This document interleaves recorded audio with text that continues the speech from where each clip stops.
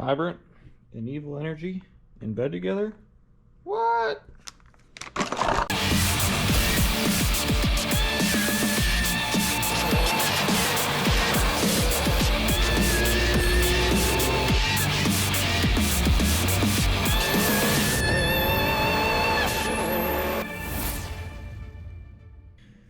What up, Wiggins?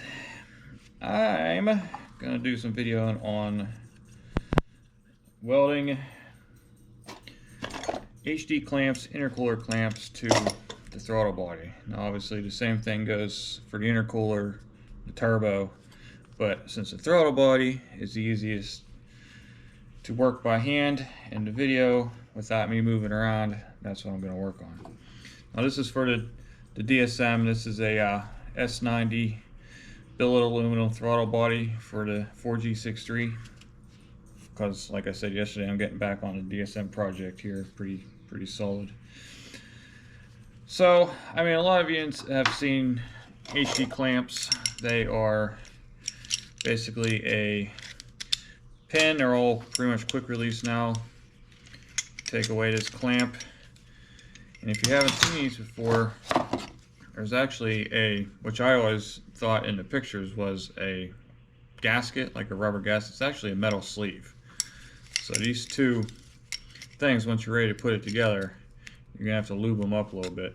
They push inside this metal sleeve like a piston in a bore, and then once that's all together, this clamp goes and keeps them from spreading apart.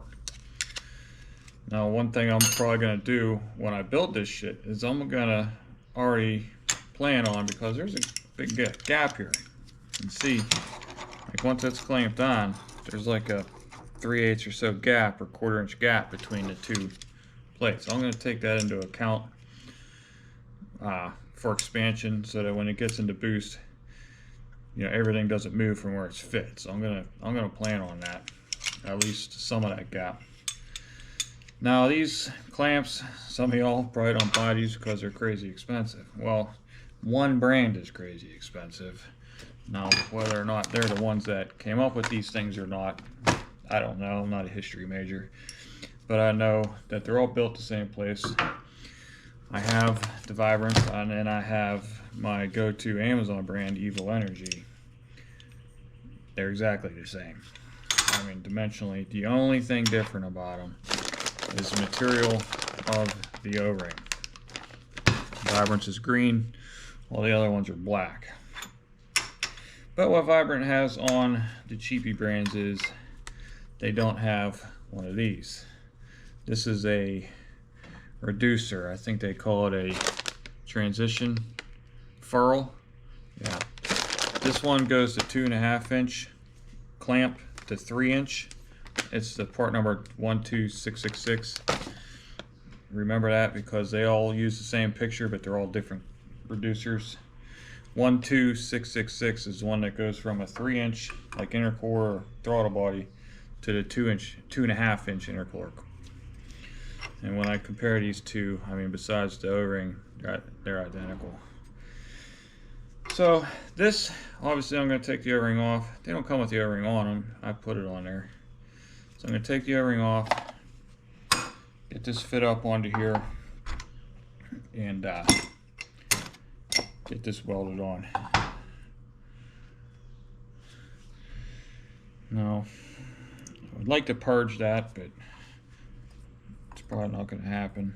At least the inside of it's pretty accessible, that if I do get any boogers, I can just touch them up with the die grinder. Let's see. One thing I am going to do, because I want to lay this flat, because anyone that's welded aluminum knows getting the puddle started is the trickiest part. I'm going to clamp these things together with some plate. Maybe I can purge it before I clamp it. I'll use the torch. A little bit helps anyway, huh? So let me grab some plate and a clamps, and I'll get right back here.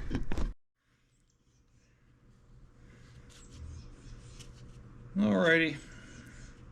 Now I got the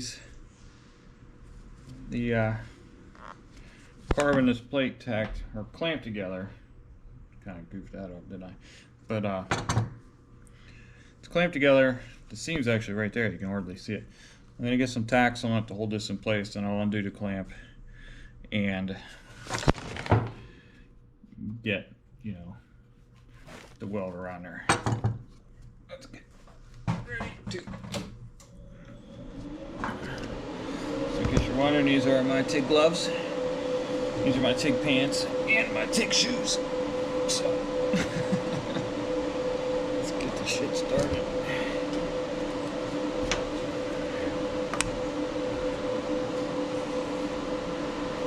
I'm just using your standard 40-43 filler.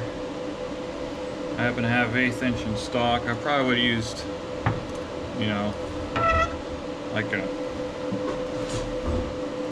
something lighter, but it's alright. It's alright.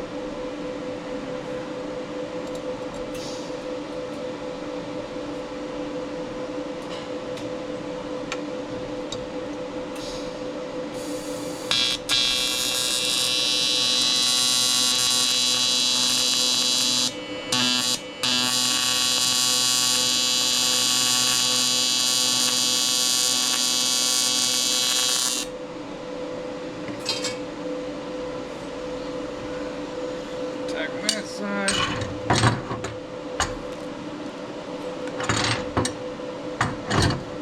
Got tack on this side.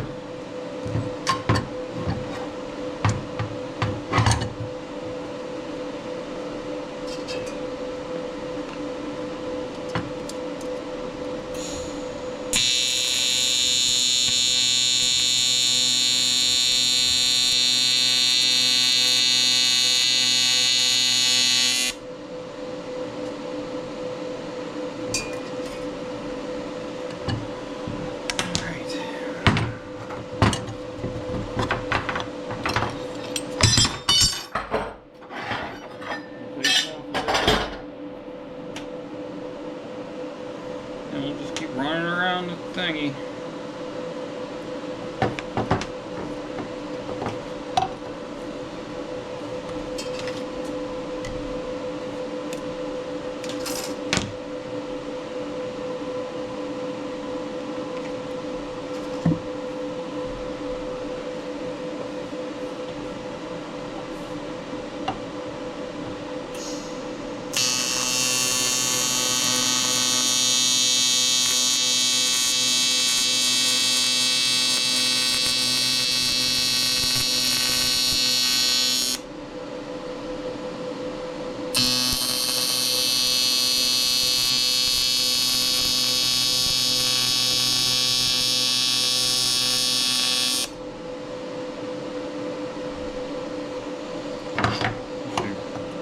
Really don't like welding round stuff.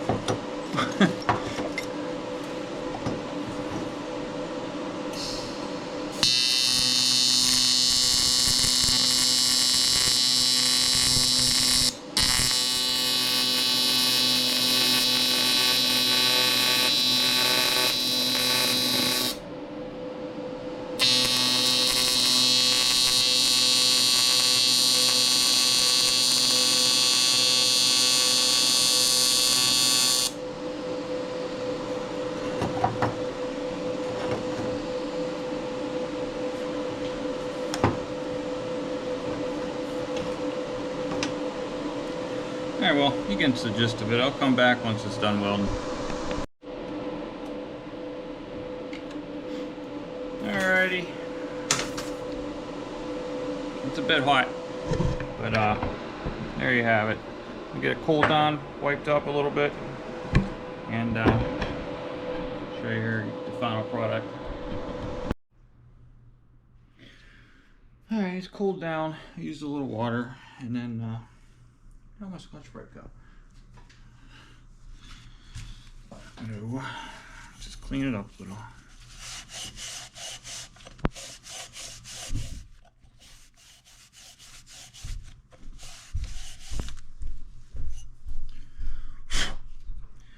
But see, here you have it.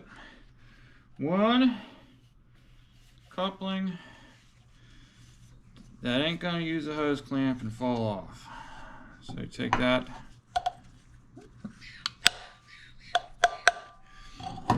And then, like I said before, you have this clamp, another little ring go. We'll use the green one for vibrant, because they're gonna be pissed off if they see this video that, you know, $150 clamp versus a $25 clamp are exactly the same. But, you know, I have these clamps. I've taken them apart. There's no reason they should cost $150, so I feel no mercy towards vibrant whatsoever. That goes on. Obviously, this would go on first, but it's not. You put this on when you're done putting it together. When it's on the car and you are ready to go. But that's that. And I probably have a piece of 2.5 inch aluminum down here.